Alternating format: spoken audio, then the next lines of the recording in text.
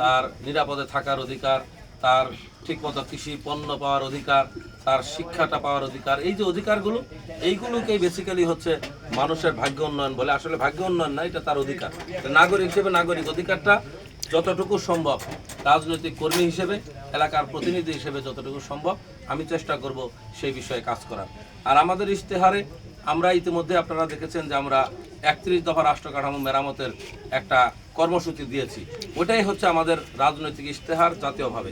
আর ঘাটাইল কেন্দ্রিক আমি ব্যক্তিগতভাবে যেটা মনে করি যে আমি সর্বপ্রথম আমার যেটা আমার ইশতেহারে থাকবে সেটা হচ্ছে যে তরুণ এবং যুবক সমাজের কর্মসংস্থানের ব্যবস্থা করা।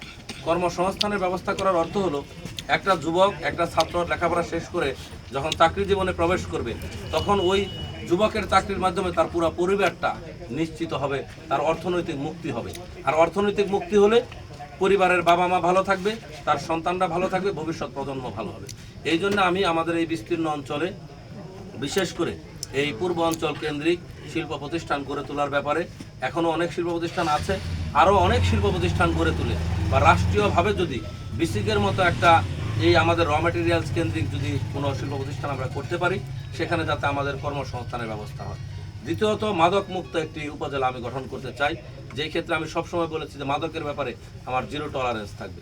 কারণ মাদক যে একটি পরিবার ধ্বংস করে, একজন সম্ভাবনাময় তরুণকে ধ্বংস করে, একটা পরিবার, একটা সমাজকে নষ্ট করে। আর প্রতিটি সমাজ যদি সুন্দরভাবে মানে গড়ে না ওঠে, রাষ্ট্র ব্যবস্থাও কিন্তু একসময় ধ্বংসপ্রান্ত হয়। সেই কারণে যাতে মাদক কেউ গ্রহণ করতে না পারে এবং এই মাদক যাতে কোনোভাবেই আমার এই এলাকার 1 ইঞ্চি মাটিতেও কেউ বিক্রি করতে না পারে, সেই বিষয়ে আমি আমার সর্বাত্মক প্রচেষ্টা চালাবো এবং সেই বিষয়ে আমি সকল শ্রেণী পেশার মানুষকে ঐক্যবদ্ধ করে একটা সামাজিক সচেতনতা তৈরি করার চেষ্টা করব।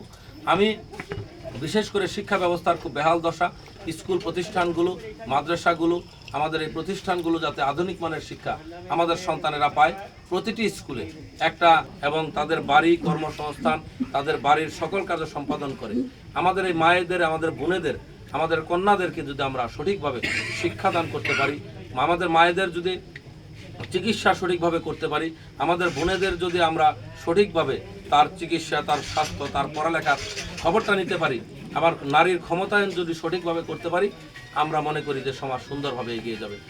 এই ক্ষেত্রে আমরা আমাদের যে 31 দফায় কিন্তু ফ্যামিলি কার্ডের কথা আমরা নারীদের ক্ষমতায়নের জন্য আমরা বলেছি। আমার ইশতেহারের মধ্যে আমি তরুণ এবং যুবকদেরকে শুধু বলবো যে চাকরির পিছনে না ঘুরে তার সবার আগে দরকার হচ্ছে অবকাঠামো, রাস্তাঘাট। রাস্তা যদি না থাকে আমাদের সন্তানেরা ভালোভাবে স্কুলে যেতে পারে না। একজন বয়স্ক মানুষ তিনি নামাজ পড়তে যাবেন, বয়স্ক মানুষ তিনি চিকিৎসা নিতে যাবেন, বা সমাজের মা বোনেরা তার কর্মকাণ্ডে যাবেন, তারা পারছেন না। এই কারণে আমি সর্বাগ্রে যে কাজটি করার চেষ্টা করব যে রাস্তা, ব্রিজ, কালভার্ট, এই রাস্তার উন্নয়নটা সবার আগে জরুরি, এই কাজগুলো করার চেষ্টা করব। সামগ্রিকভাবেই আসলে 15 বছর জনসম্পৃক্ত সরকার না থাকার কারণে মানুষের যে দুর্ভোগ, সামগ্রিকভাবে এই দুর্ভোগ লাঘব করাই আমার হবে মূল উদ্দেশ্য।